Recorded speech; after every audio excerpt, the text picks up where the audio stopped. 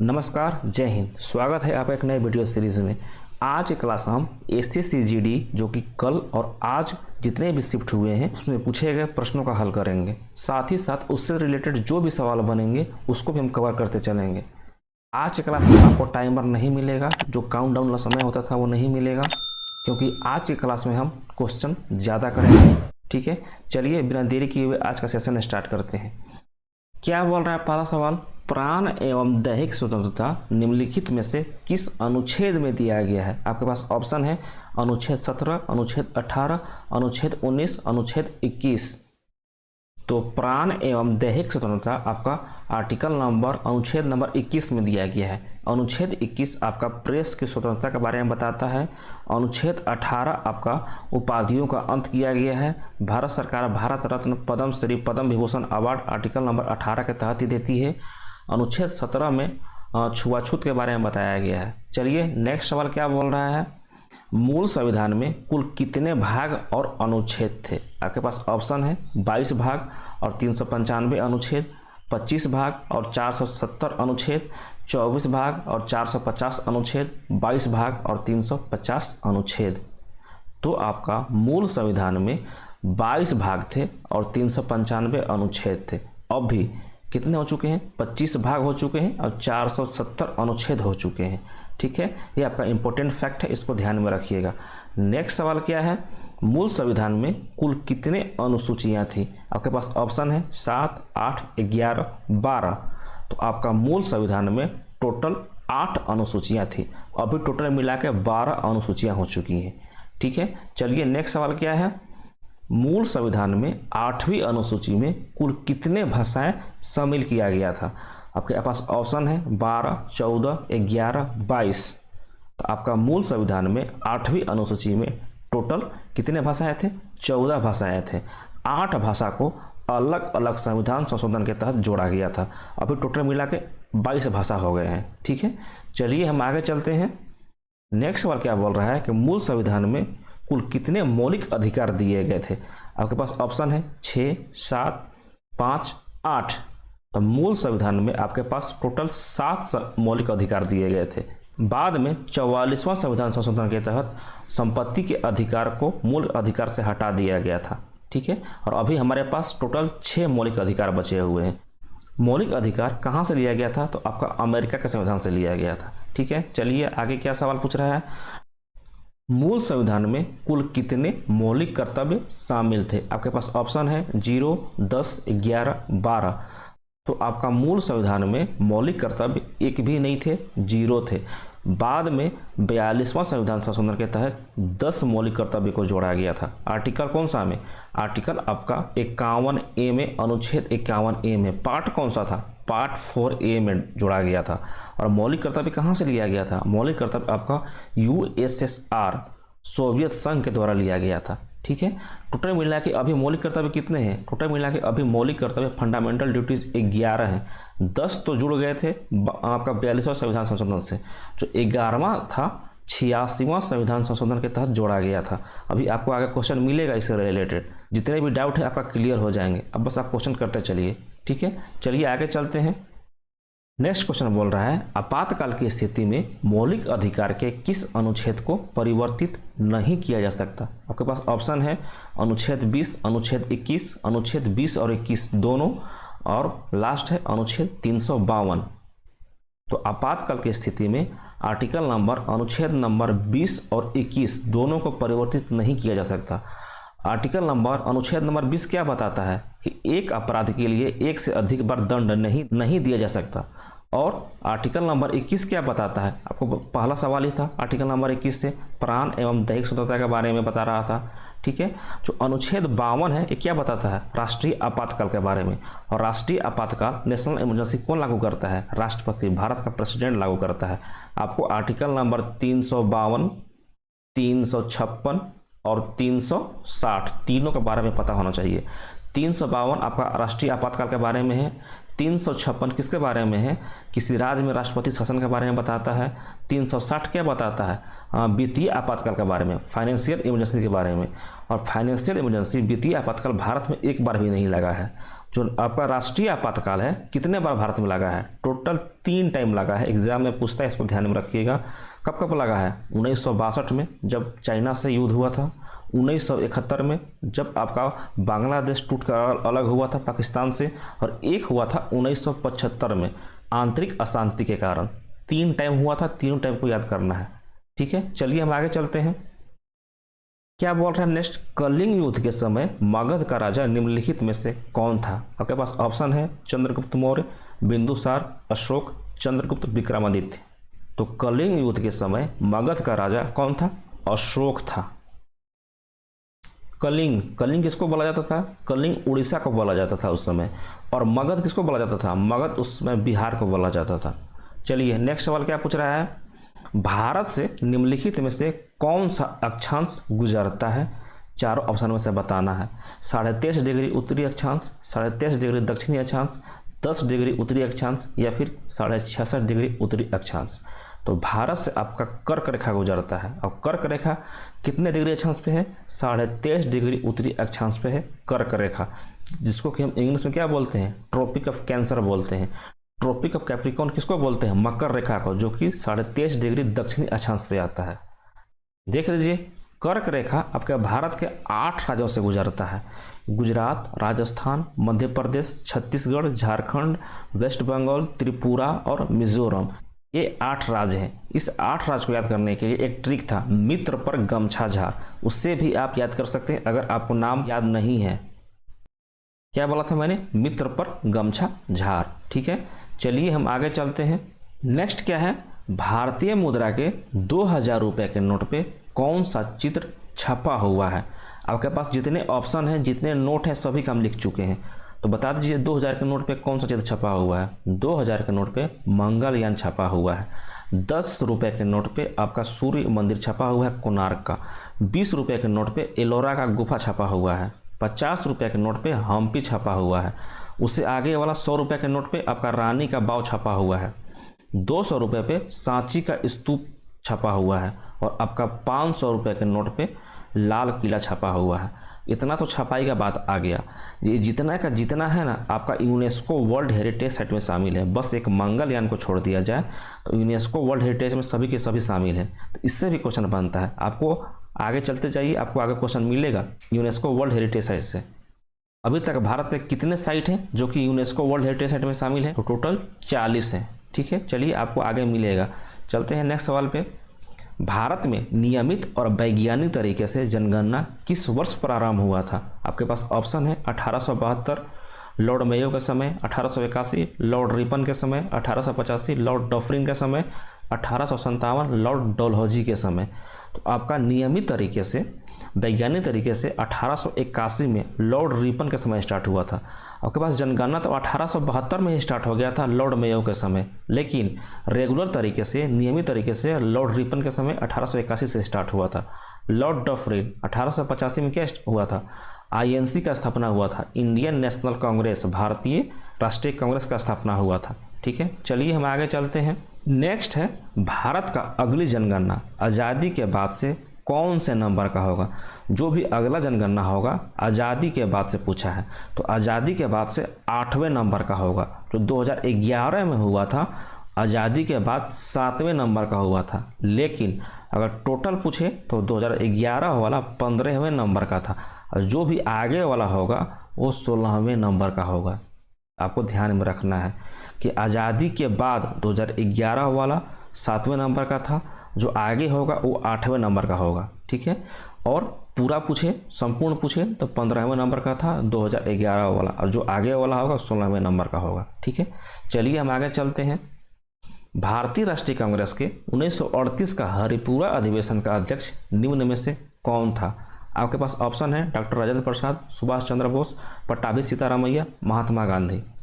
तो 1938 का हरिपुरा अधिवेशन का अध्यक्ष सुभाष चंद्र बोस थे। यहाँ तक कि 1939 में त्रिपुरी अधिवेशन हुआ था, उसका भी अध्यक्ष सुभाष चंद्र बोस से जीते थे, लेकिन महात्मा गांधी से कुछ बैर हो गया था। महात्मा गांधी पट्टाभी सीतारामैया को चाहते थे। बाद में सुभाष चंद्र बोस ने इस पद को त्याग दिया था, और बाद में डॉक्टर राजेंद्र प्रसाद 1939 का त्रिपुरी अधिवेशन का अध्यक्षता किए थे। ठीक है, चलिए आगे क्या सवाल पूछ रहा है? भारतीय संगीत अकादमी के द्वारा निम्नलिखित में से कौन सा नृत्य शास्त्रीय नृत्य के अंदर में नहीं आता है? तो आपके पास ऑप्शन है 8 से 9। जो आपका भारतीय संगीत अकादमी है इसके अनुसार जो शास्त्रीय नृत्य है भारत में टोटल 8 है, लेकिन जो मेरा मिनिस्ट्री ऑफ कल्चर है, संस्कृति मंत्रालय है, वो 9 मानता है। दोनों को आपको याद होना चाहिए। संगीत अकादमी के द्वारा 8 है, लेकिन जो हमारा संस्कृति मंत्रालय है उसके अनुसार 9 माना जाता है। नामा कौन सा है? ये छऊ है, जो कि आपका झारखंड और उड़ीसा में होता है। तो इसका आंसर भी छऊ हो जाएगा, क्योंकि पूछा है भारतीय संगीत अकादमी के द्वारा, तो टोटल ही 8 ही मानता है। ठीक है, 8 कौन कौन सा है? मोहिनी अट्टम, कथकली, भरतनाट्यम, कुचिपुड़ी, ओडिसी, सतरिया, मणिपुर, कथक। कल के एग्जाम में पूछा था कुचिपुड़ी। कुचिपुड़ी कहाँ का शास्त्रीय नृत्य है? तो कुचिपुड़ी आपका आंध्र प्रदेश का है। कुचिपुड़ी क्यों, आप सबके बारे में जान लीजिए। मोहिनी अट्टम और कथकली कहाँ का है? ये दोनों केरला का है। भारतनाट्यम कहाँ का है? तमिलनाडु का। कुचिपुड़ी आंध्र प्रदेश का। ओडिसी उड़ीसा का। सतरिया कहाँ का है? असम का। इसको इम्पोर्टेंट है, इसको याद रखिएगा। सतरिया कहाँ से है? असम से। मणिपुरी मणिपुर का। कथक कहाँ का है? नॉर्थ इंडिया का। और छऊ आपका झारखंड उड़ीसा का। ठीक है, चलिए हम आगे चलते हैं। नेक्स्ट सवाल क्या पूछ रहा है? सिंधी भाषा को 8वीं अनुसूची में निम्नलिखित में से किस संविधान संशोधन के अनुसार जोड़ा गया था? सिंधी भाषा को आपके पास ऑप्शन है 21वां संविधान संशोधन, 71वां संविधान संशोधन, 92वां संविधान संशोधन, या फिर इनमें से कोई नहीं। आपको हम बताए थे कि मूल संविधान में टोटल 14 भाषाएं शामिल था। बाद में 8 भाषा को और जोड़ा गया है, और टोटल मिलाकर भी कितने भाषाएं हो चुके हैं? हमारे संविधान में 22 भाषा हो चुके हैं। तो ये जो 8 भाषाएं हैं 3 अलग अलग संविधान संशोधन के तहत जोड़ा गया है। तो पूछ रहा है सिंधी भाषा के लिए, तो सिंधी भाषा आपका 21वां संविधान संशोधन के अनुसार जोड़ा गया था। ठीक है, 71वां और 92वां के बारे में आगे चलिए हम जान लेते हैं। क्या है? कोंकणी, मणिपुरी और नेपाली भाषा को 8वीं अनुसूची में निम्नलिखित में से किस संविधान संशोधन के अनुसार जोड़ा गया था? तो कोंकणी, मणिपुरी और नेपाली भाषा को आपका 71वां संविधान संशोधन के अनुसार जोड़ा गया था। आपका नेक्स्ट सवाल क्या है? डोगरी, बोडो, मैथिली और संथाली भाषा को 8वीं अनुसूची में निम्नलिखित में से किस संविधान संशोधन के अनुसार जोड़ा गया था? तो डोगरी, बोडो, मैथिली और संथाली को 92वां संविधान संशोधन के अनुसार जोड़ा गया था। अभी तक 8 भाषाएं अलग से जोड़ा गया है, और तीनों अलग अलग संविधान संशोधन से। 21वां संविधान संशोधन से, 71वां संविधान संशोधन से, और आपका 92वां संविधान संशोधन से। जो 92वां संविधान संशोधन था कौन सा था? डोगरी, बोडो, मैथिली और संथाली। इसको शॉर्टकट में हम बोलते हैं DBMS, इससे याद करिएगा। डोगरी, बोडो, मैथिली और संथाली। जो 71वां संविधान संशोधन था इसमें 3 भाषाएं जोड़े गए थे। कौन सा था? कोंकणी, मणिपुरी और नेपाली। जो आपका 21वां संविधान संशोधन था इसमें आपका सिंधी भाषा को जोड़ा गया था। इसमें 1, इसमें 3 और इसमें 4। हम 1 3 का 4 याद करेंगे, 1 2 का 4 नहीं। जो गाना है ना 1 2 का 4, हम उसे याद नहीं करेंगे, हम 1 3 का 4 करके याद करेंगे। 1 3 और 4 कितने हो गए? टोटल 8 भाषाएं होंगे। ठीक है, चलिए हम आगे चलते हैं। नेक्स्ट क्या पूछ रहा है? 7वां मौलिक अधिकार को किस संविधान संशोधन के तहत अलग कर दिया गया था? आपके पास ऑप्शन है 42वां संविधान संशोधन, 44वां संविधान संशोधन और आपका 31वां संविधान संशोधन, या फिर इनमें से कोई नहीं। तो आपका जो 7वां मौलिक अधिकार था उसको 44वां संविधान संशोधन के तहत उसको अलग कर दिया गया था 1978 में। आपको हम बताए थे कि पहले हमारे पास 7 मौलिक अधिकार थे, अब कितने बचे हुए हैं? 6 मौलिक अधिकार बचे हुए हैं। और आपका मौलिक अधिकार संविधान के किस भाग में है? भाग नंबर 3 में है। और भाग नंबर 3 को हम क्या बोलते हैं? भारत का मैग्ना कार्टा बोलते हैं। इसको याद करिएगा, मौलिक अधिकार का जो पार्ट है भाग 3 को। नेक्स्ट चलते हैं। क्या पूछ रहा है कि लोकसभा का सीट 525 से बढ़ाकर 545 किस संविधान संशोधन के तहत कर दिया गया था? आपके पास ऑप्शन है 42वां संविधान संशोधन, बी नंबर 44वां संविधान संशोधन, 31वां संविधान संशोधन, या फिर इनमें से कोई नहीं। तो आपका लोकसभा का सीट 525 से 545 कर दिया गया था 31वां संविधान संशोधन के तहत। ठीक है, इंपॉर्टेंट है, इसको याद करिएगा। आजकल कितने एग्जाम में पूछ चुका है, ये भी टपकने का पूरा चांस है। चलिए नेक्स्ट सवाल क्या है? 7वां मौलिक अधिकार को 44वां संविधान संशोधन के तहत हटाकर किस भाग में डाल दिया गया है? आपके पास ऑप्शन है भाग 12, भाग 15, भाग 4, या फिर इनमें से कोई नहीं। तो 7वां मौलिक अधिकार को 44वां संविधान संशोधन से हटाकर भाग 12 में डाल दिया गया है। और कौन सा अनुच्छेद में? अनुच्छेद नंबर 300A में डाल दिया गया है। ठीक है, चलिए हम आगे चलते हैं। नेक्स्ट सवाल क्या पूछ रहा है, मौलिक कर्तव्य भारतीय संविधान में किस भाग में दिया गया है। फंडामेंटल ड्यूटीज के बारे में पूछ रहा है। आपके पास ऑप्शन है भाग 4, भाग 14, भाग 4A या फिर भाग 5। तो आपका मौलिक कर्तव्य फंडामेंटल ड्यूटीज भाग 4A में दिया गया है और आर्टिकल नंबर 51A में। मौलिक कर्तव्य कहाँ से लिया गया है, USSR से लिया गया है। ठीक है, चलिए हम आगे चलते हैं। और USSR 1991 में टोटल 15 देशों में टूट गया था, ये भी आपको याद करना है। ठीक है, चलिए हम आगे चलते हैं। 10 मौलिक कर्तव्य भारतीय संविधान में किस संविधान संशोधन के तहत जोड़ा गया था। आपको पता है कि जो मेरा मौलिक कर्तव्य है स्टार्टिंग में एक भी नहीं थे, बाद में 10 जोड़े गए, फिर से 1 जोड़े गए, टोटल मिला के 11 मौलिक कर्तव्य है। तो 10 पूछ रहा है 42वां संविधान संशोधन के तहत जोड़ा गया था और जो बच गया 1 आपका 86वां संविधान संशोधन के अनुसार जोड़ा गया था। टोटल मिला के टोटल 11 मौलिक कर्तव्य हैं। आपको हम बता चुके हैं 31वां संविधान संशोधन किससे रिलेटेड है, लोकसभा का सीट 525 से बढ़ाकर 535 कर दिया गया था। ऑप्शन नंबर सी 101वां संविधान संशोधन आपका GST से संबंधित है, goods and services tax. Goods and services tax आपका पहला राज्य कौन सा था, असम में लागू किया गया था। कब से लागू किया गया था पूरे भारत में, 1 जुलाई 2017 से। पहला देश ऐसा कौन सा है जो GST को लाया था, फ्रांस। ठीक है, चलिए हम आगे चलते हैं। नेक्स्ट सवाल क्या पूछ रहा है कि 11वां मौलिक कर्तव्य भारतीय संविधान में किस संविधान संशोधन के अनुसार जोड़ा गया था। तो 11वां मौलिक कर्तव्य 86वां संविधान संशोधन के अनुसार जोड़ा गया था। ठीक है, और 42वां से 10 जोड़ा गया था। मेरा जो मौलिक कर्तव्य है, मूल कर्तव्य है, मूल संविधान में एक भी नहीं थे। ठीक है, चलिए हम आगे चलते हैं। नेक्स्ट सवाल पूछ रहा है कलिंग युद्ध के समय कलिंग का राजा निम्नलिखित में से कौन था। आपके पास ऑप्शन है खारवेल, नंदराज, रुद्रदामन, हर्षवर्धन। तो इसमें से कलिंग युद्ध के समय कलिंग का राजा नंदराज था। आपको इंपॉर्टेंट है, इसको ध्यान में रखना है, नंदराज। नेक्स्ट क्या बोल रहा है, कलिंग युद्ध का वर्णन अशोक के किस शिलालेख में दिया गया है। आपके पास ऑप्शन है 7वां शिलालेख, 12वां शिलालेख, 13वां शिलालेख या फिर इनमें से कोई नहीं। तो कलिंग युद्ध का वर्णन अशोक के 13वें शिलालेख में 13 नंबर में दिया गया है। ठीक है, चलिए हम आगे चलते हैं। नेक्स्ट क्या पूछा है, कलिंग युद्ध निम्नलिखित में से कब लड़ा गया था। आपके पास ऑप्शन है 240 ईसा पूर्व, 250 ईसा पूर्व, 261 ईसा पूर्व या फिर इनमें से कोई नहीं। तो आपका कलिंग का युद्ध जो कि आपका अशोक और कलिंग राजा नंदराज के बीच लड़ा गया था 261 ईसा पूर्व में, जिसको कि हम बोलते हैं 261 BC भी बोलते हैं हम इसको, बिफोर क्राइस्ट। ठीक है, चलिए आगे क्या पूछ रहा है, अभिलेखों में अशोक को निम्नलिखित में से किस नामोदित किया गया है। आपके पास ऑप्शन है देवनाम प्रिय या फिर प्रियदर्शी, अमित्रघात, चाणक्य या फिर इनमें से कोई नहीं। तो अभिलेखों में अशोक को देवनाम प्रिय या फिर प्रियदर्शी बताया गया है। ऑप्शन नंबर ए इसका करेक्ट आंसर हो जाएगा। जो अमित्रघात है, जो आपका अशोक का पिताजी थे बिंदुसार, उसका नाम क्या था, अमित्रघात था। और चाणक्य आपका पता ही है, चंद्रगुप्त मौर्य के जो गुरु थे कौटिल्य, उनका नाम चाणक्य था। चलिए हम आगे चलते हैं। निम्नलिखित में से किसने अशोक को बौद्ध धर्म में दीक्षित किया था। आपके पास ऑप्शन है बाणभट्ट, नागसेन, उपगुप्त या फिर इनमें से कोई नहीं। तो आपका जो कलिंग का युद्ध हुआ था उसके बाद अशोक ने धम्म नीति अपना लिया था और यह धम्म नीति किससे रिलेटेड है, बौद्ध धर्म से रिलेटेड है। तो बौद्ध धर्म के बारे में पूछ रहा है कि बौद्ध धर्म को उसको किसने दीक्षा दिया था। तो अशोक को उपगुप्त ने दिया था। ऑप्शन नंबर सी इसका करेक्ट आंसर हो जाएगा।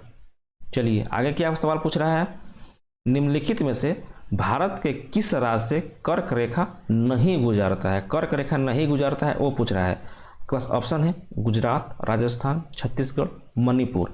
तो आपको बताए थे कि मित्र पर गमछा झार, क्या बताया था, मित्र पर गमछा झार, गमछा झार। देख लीजिए इसमें कौन कौन सा है, मिजोरम, त्रिपुरा, पश्चिम बंगाल, राजस्थान, गुजरात, मध्य प्रदेश, छत्तीसगढ़, झारखंड। टोटल 8 राज्य हैं। इसमें से कौन सा नहीं है, गुजरात है, देख लीजिए यहाँ पे है, राजस्थान भी है, यहाँ पे है, छत्तीसगढ़ भी है, लेकिन मणिपुर नहीं है।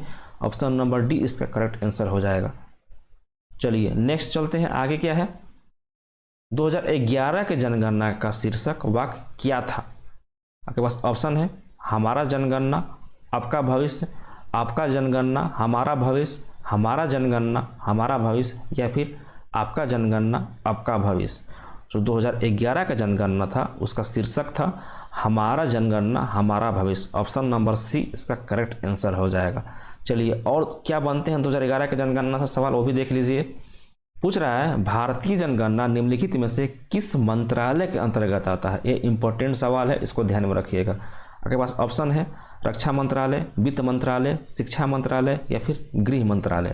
तो आपका भारतीय जनगणना इंडियन सेंसेक्स आपका गृह मंत्रालय के अंतर्गत आता है। 2011 के जनगणना के जनगणना आयुक्त कौन थे। आपके पास ऑप्शन है डॉक्टर सी चंद्रमौली, राजू आनंद, कपिल सिब्बल या फिर शशि थरूर। तो 2011 के जनगणना का जनगणना आयुक्त थे आपका डॉक्टर सी चंद्रमौली। इसको ध्यान में आपको रखना है। 2011 का जनगणना इसलिए इम्पोर्टेंट है क्योंकि दोबारा से जनगणना होने वाला है और जनगणना का सवाल तभी बनता है, एक समय तो स्टार्टिंग में पूछता है जिस समय होता है, उसके बाद लास्ट में क्वेश्चन बनता है जनगणना से। और जनगणना आपका प्रत्येक 10 साल में होता है। अभी होने वाला 2021 में नहीं हुआ, 22 में भी नहीं हुआ, 23 में देखिए होता है कि नहीं होता है। ठीक है, चलिए हम आगे चलते हैं।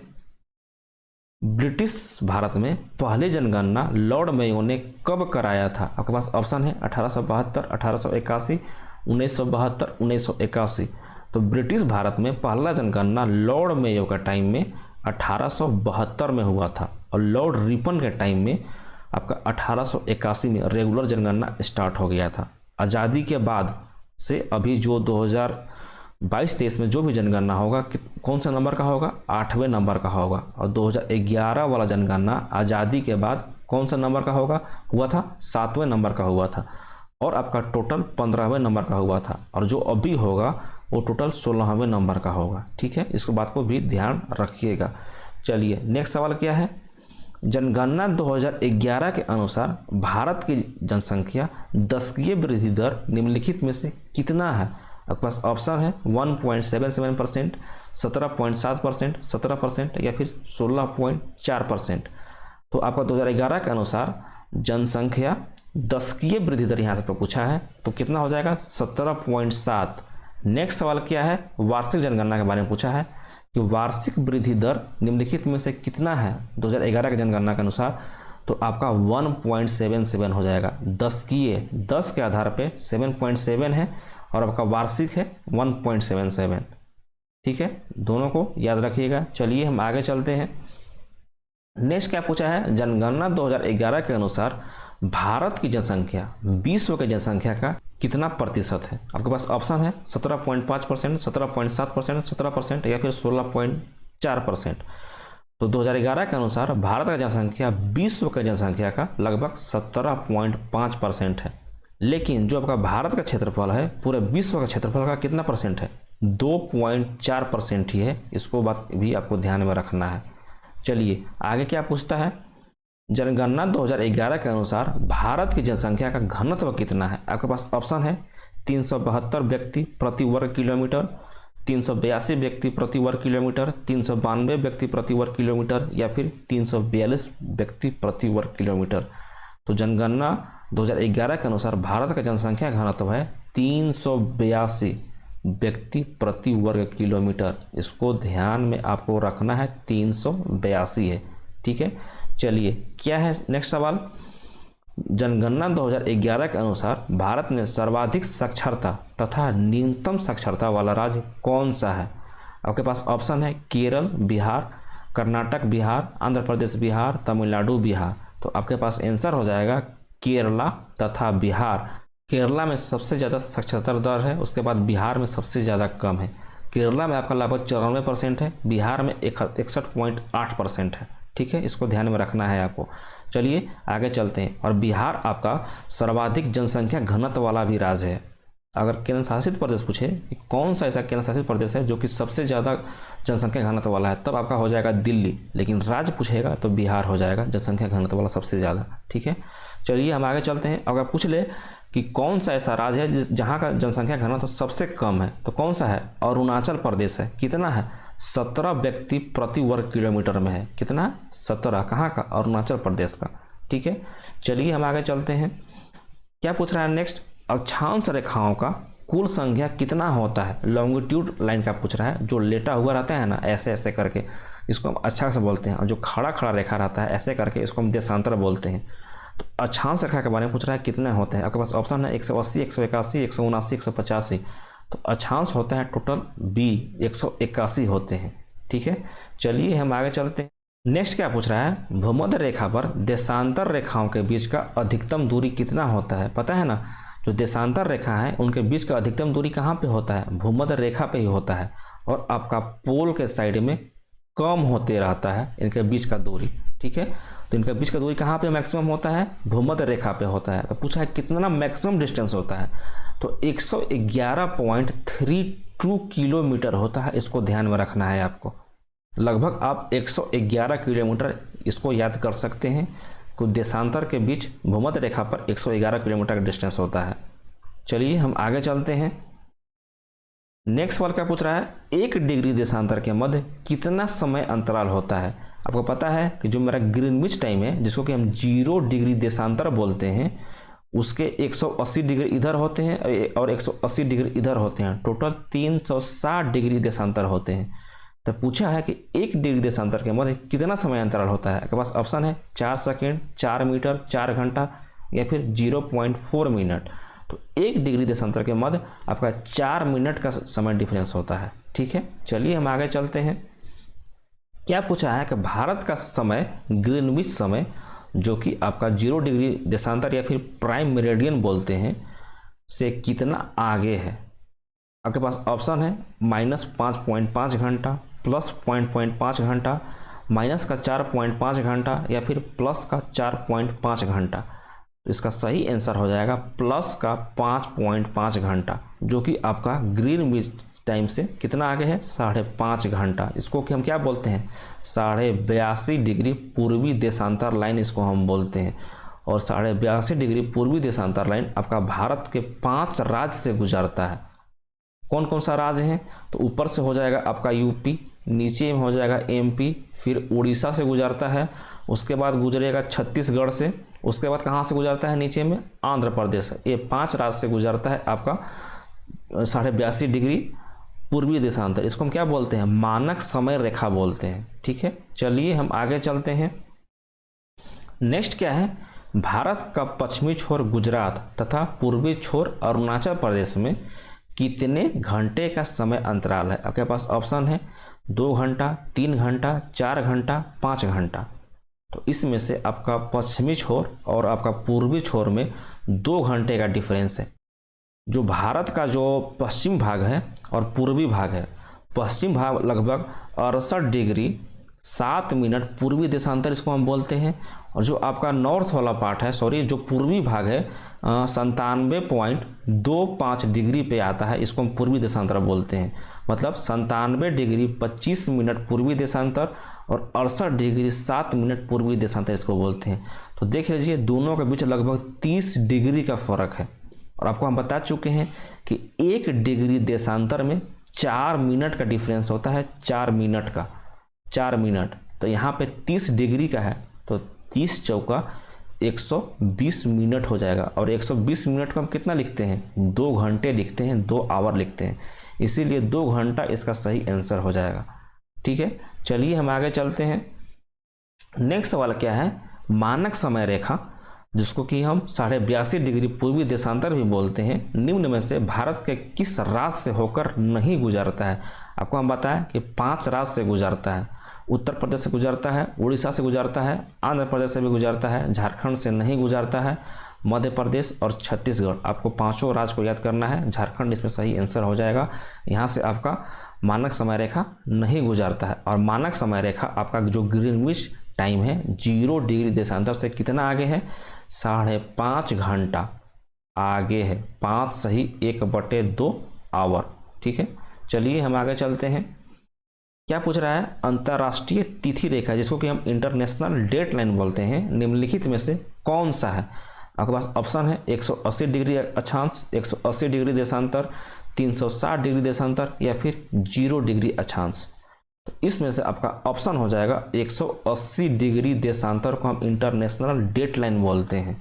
जो आपका 0 डिग्री अक्षांश है, ए है लेटा हुआ, इसको हम क्या बोलते हैं, विषुवत रेखा बोलते हैं, इक्वेटोरियल लाइन बोलते हैं इसको हम।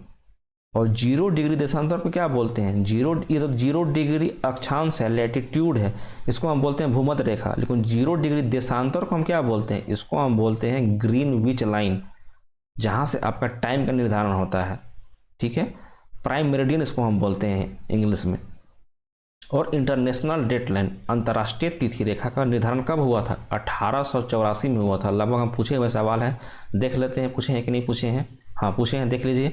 अंतर्राष्ट्रीय तिथि रेखा को, इंटरनेशनल डेट लाइन को कब निर्धारित किया गया था, तो आपका ऑप्शन नंबर ए 1884 में इसको निर्धारित किया गया था। नेक्स्ट क्वेश्चन क्या है, भारतीय राष्ट्रीय कांग्रेस का स्थापना निम्नलिखित में से कब हुआ था। आपके पास ऑप्शन है 1885, 1886, 1887 और 1888। तो भारतीय राष्ट्रीय कांग्रेस, इंडियन नेशनल कांग्रेस का स्थापना आपका 1885 में हुआ था। किसने किया था, एओ ह्यूम ने किया था। उसमें कौन वायसराय था, लॉर्ड डफरिन था। ठीक है, 1885 में। चलिए नेक्स्ट सवाल क्या है, भारतीय राष्ट्रीय कांग्रेस स्थापना के समय ब्रिटिश वायसराय कौन था, आपको बता चुके हैं, लॉर्ड डफरिन था। लॉर्ड डफरिन 1885 में हुआ था। किसने किया था, एओ ह्यूम ने किया था। चलिए आगे चलते हैं। नेक्स्ट क्या है, भारतीय राष्ट्रीय कांग्रेस के प्रथम मुस्लिम अध्यक्ष कब बने थे। आपके पास ऑप्शन है 1885 का मुंबई अधिवेशन, 1886 का कलकत्ता अधिवेशन, 1887 का मद्रास अधिवेशन या फिर 1888 का इलाहाबाद अधिवेशन। तो फर्स्ट मुस्लिम अध्यक्ष कौन थे, बदरुद्दीन तैयब जी। कब बने थे, 1887 के मद्रास अधिवेशन में। जो आपका 1885 के मुंबई अधिवेशन हुआ था, इसमें कौन अध्यक्ष थे, व्योमेश चंद्र बनर्जी थे। 1886 के कोलकाता अधिवेशन में कौन अध्यक्ष थे, तो आपका दादा भाई नौरोजी थे। दादा भाई नौरोजी, जिसको हम DBN बोलते हैं। आपको बता चुके हैं 1887 में बदरुद्दीन तैयब जी पहले मुस्लिम अध्यक्ष थे। अगर यहीं पे पूछता कि प्रथम ब्रिटिश अध्यक्ष कौन थे, तो 1888 में इलाहाबाद अधिवेशन के कौन थे, जॉर्ज यूल थे। लगभग हम सवाल पूछे हुए हैं, देख लेते हैं पूछे कि नहीं पूछे हैं। हाँ पूछे हुए हैं, देख लीजिए। भारतीय राष्ट्रीय कांग्रेस के प्रथम ब्रिटिश अध्यक्ष कौन थे, तो 1888 के इलाहाबाद अधिवेशन कौन थे, जॉर्ज यूल थे। 1887 में बदरुद्दीन तैयब जी पहले मुस्लिम अध्यक्ष। 1886 में कलकत्ता अधिवेशन दादा भाई नौरोजी। 1885 में मुंबई अधिवेशन व्योमेश चंद्र बनर्जी। आपको 1907 का भी याद करना है, कौन थे, रास बिहारी घोष। 1929 का भी याद करना है, कौन थे, ये थे लाहौर अधिवेशन हुआ था, ये सूरत अधिवेशन हुआ था। 1929 में लाहौर अधिवेशन में कौन थे, आपका पंडित जवाहरलाल नेहरू थे। 1931 कहाँ हुआ था, कराची में हुआ था। इसका अध्यक्ष कौन थे, तो आपका सरदार वल्लभ भाई पटेल थे। ठीक है, चलिए हम आगे चलते हैं। नेक्स्ट क्या पूछ रहा है, भारतीय राष्ट्रीय कांग्रेस के द्वारा पूर्ण स्वराज की मांग किस अधिवेशन में किया गया था। पूर्ण स्वराज का मांग पूछ रहा है।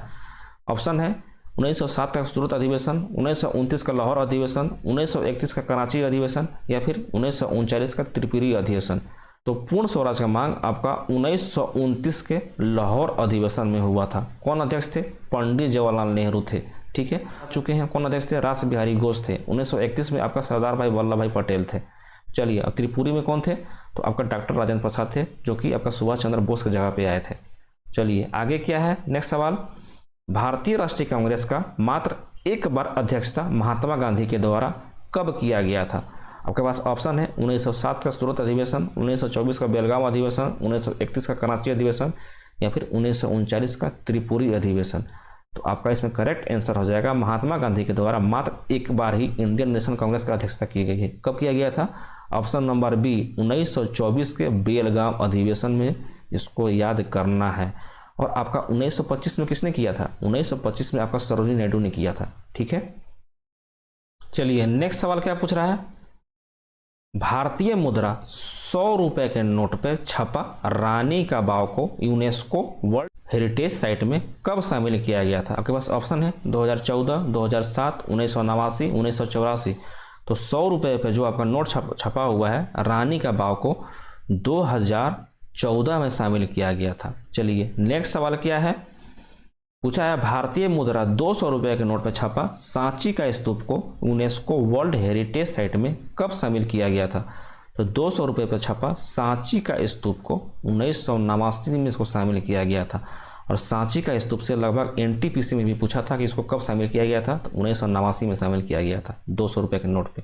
ठीक है, चलिए आगे क्या सवाल पूछ रहा है कि भारतीय मुद्रा 500 रुपये के नोट पे छपा है लाल किला। पूछ रहा है कि Lal Qila UNESCO world heritage site में कब शामिल किया गया था, तो लाल किला को 2007 में शामिल किया गया था। 2014 में किसको शामिल किया गया था, रानी के बाव को 100 रुपये के नोट पे। 1989 में किसको शामिल किया गया था, सांची का स्तूप को 200 रुपये के नोट पे।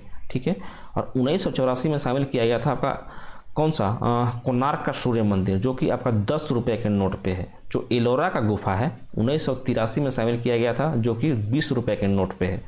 ठीक है, चलिए, और जो 2000 रुपये के नोट पे है, जो कि कल पूछा था, मंगलयान आपका यूनेस्को वर्ल्ड हेरिटेज साइट में शामिल नहीं है। अभी यूनेस्को का फुल फॉर्म क्या होता है, यूनेस्को का फुल फॉर्म होता है United Nation Educational Scientific for Cultural Organization. इसको ध्यान में रखना है। और यूनेस्को का हेडक्वार्टर कहाँ पे है, फ्रांस का राजधानी पेरिस में स्थित है। इंपॉर्टेंट है, ध्यान में रखिएगा। नेक्स्ट सवाल क्या है, यूनेस्को वर्ल्ड हेरिटेज साइट में भारत के अभी तक टोटल कितने साइट को शामिल किया गया है। आपके पास ऑप्शन है 38, 39, 40, 42। तो टोटल अभी तक 40 को शामिल किया गया है। चलिए नेक्स्ट सवाल क्या है कि रामप्पा मंदिर या फिर काकतीय रुद्रेश्वर मंदिर को यूनेस्को वर्ल्ड हेरिटेज साइट में कौन से नंबर पे शामिल किया गया है। आपको पता है कि 2021 में 2 साइट को शामिल किया गया है। टोटल मिला के अभी कितने हैं, 40 साइट हो चुके हैं। पूछ रहा है रामप्पा मंदिर या फिर काकतीय रुद्रेश्वर मंदिर को आपका 39 नंबर पर शामिल किया गया है। और 40 नंबर पर किसको शामिल किया गया है, धौलावीरा शहर, जो कि आपका हड़प्पन सभ्यता का एक शहर था, 40वें नंबर पे था। लगभग पूछे हुए भी सवाल हैं हम। धौलावीरा शहर को यूनेस्को वर्ल्ड हेरिटेज साइट में कब शामिल किया गया था, तो आपका 2021 में ही शामिल किया गया था और 40वें नंबर का था। तो टोटल 40 हो चुके हैं अभी तक। 38 नंबर का कौन था, आपका जयपुर था, जयपुर सिटी 2019 में शामिल किया गया था। इसको भी ध्यान में रखिएगा। 38 नंबर। 39 नंबर क्या था, रामप्पा मंदिर। और 40 नंबर कौन सा था, आपका धौलावीरा।